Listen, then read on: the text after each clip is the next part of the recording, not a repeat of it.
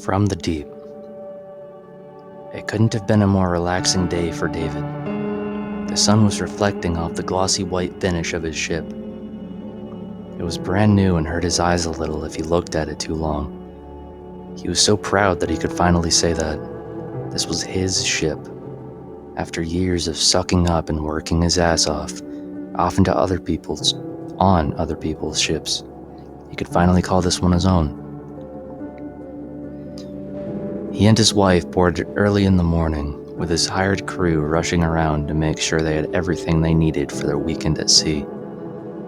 For David, that was his computer, some cigars, and a few bottles of champagne. His wife, Melissa, just needed the champagne, maybe some Benadryl. Their marriage was a solid one from the start. David was the best friend of the brother of Melissa's best friend. They had known each other for years before they realized they both wanted the same things in life. No kids, jobs that pay way too much, and friends that would keep their life interesting. And they achieved just that. Lately, David had been on edge. Over the past few months, his job had been hedging him about the possibility of promoting him, which was a respectable feat. The position was that of a VP of International Finance for a large conglomerate.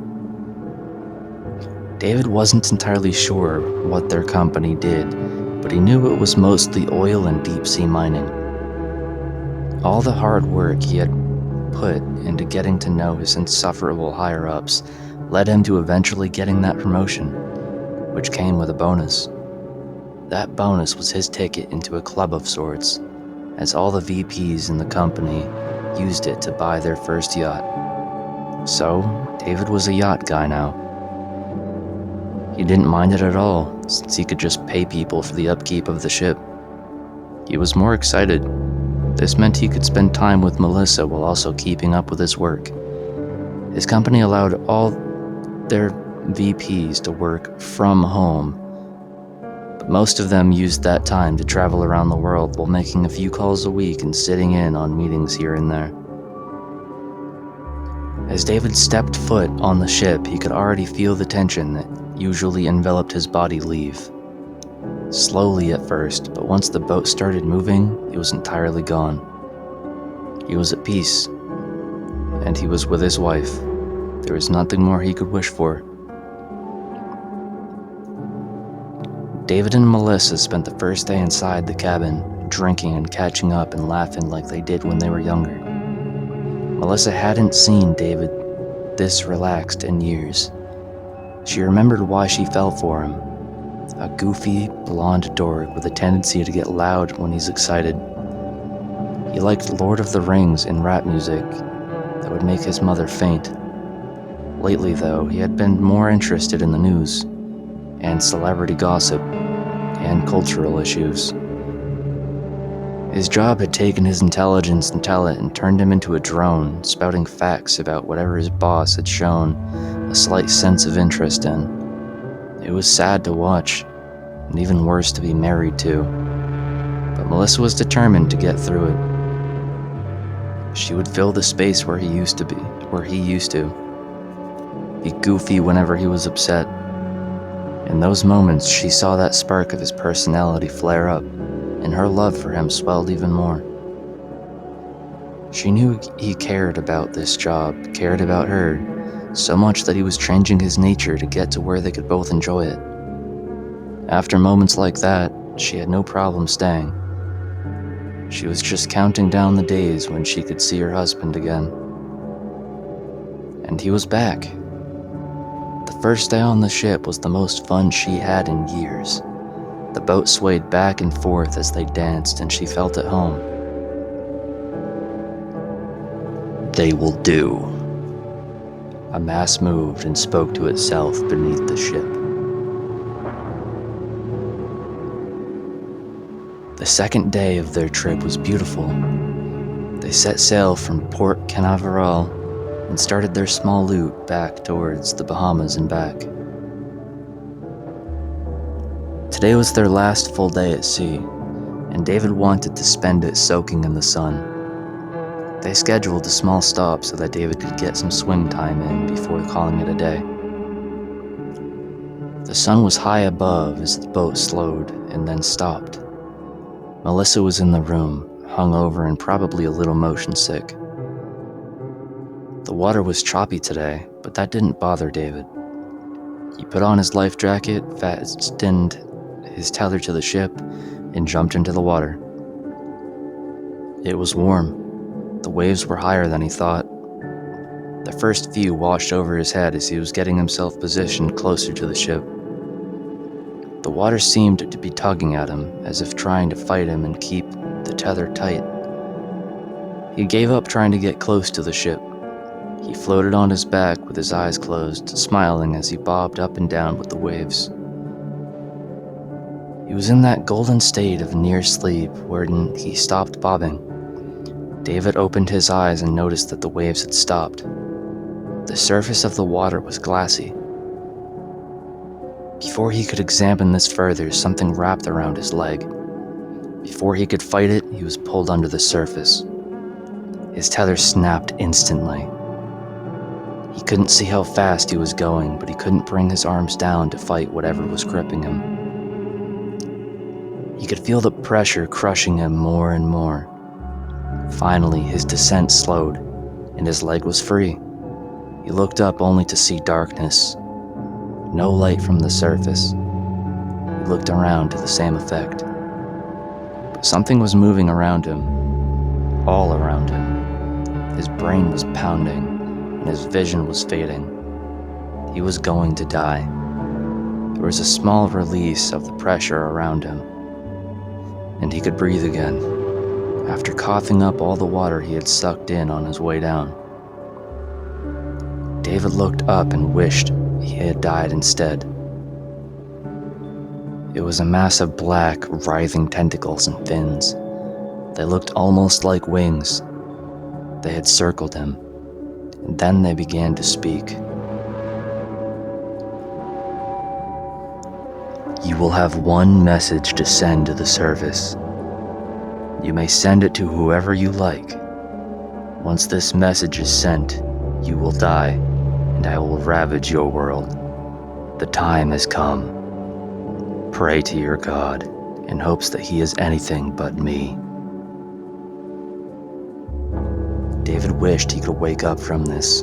He wanted to ask why, but he felt like this wasn't the time to negotiate. His message was ready. This is your final message? David nodded and fell to his knees. Very well. The angel was of its word. David was torn apart. His message was sent to the surface. Melissa woke up to the sound of thunder. The boat was rocking rhythmically, tossing her head from side to side. She sat up. David? She rubbed her eyes, still in a daze. The rocking was getting more violent now. She struggled out of bed, the constant motion beginning to make her feel dizzy. Melissa noticed her entire body shifting to keep in balance, reminding her of those people that would lean towards the front of a tram as it accelerated.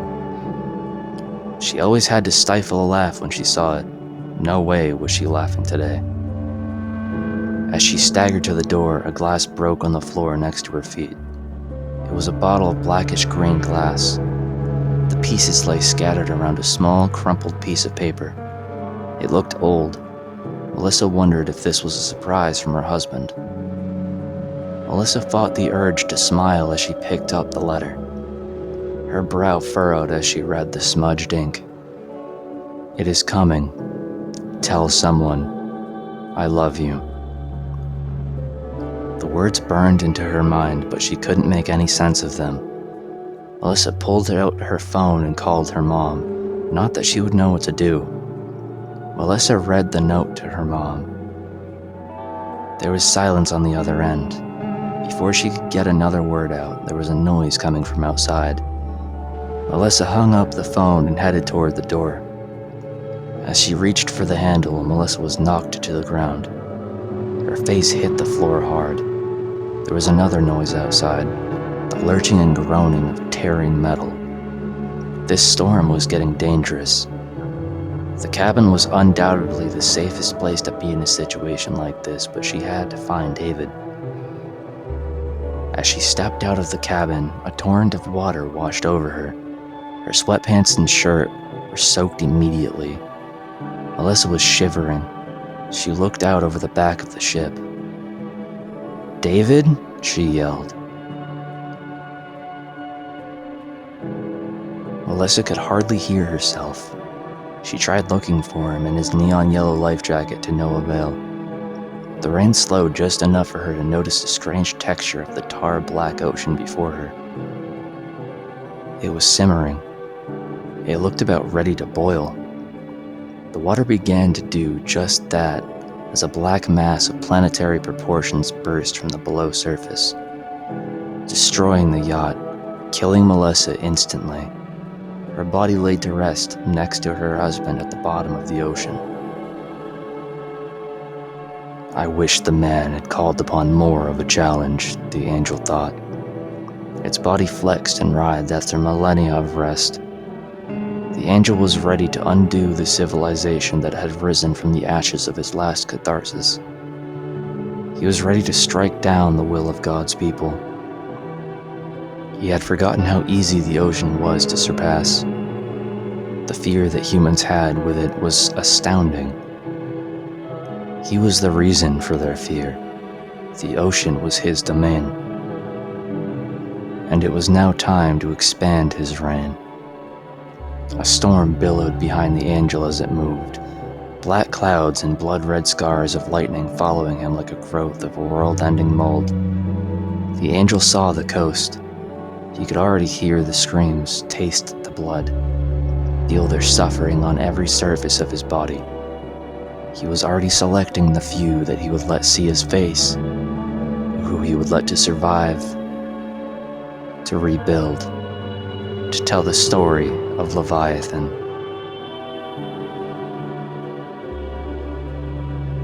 If you liked that story, it was written by unkempt_butler574 in the Scary Stories subreddit. That said, if you're going to bed soon, sweet dreams. Ciao.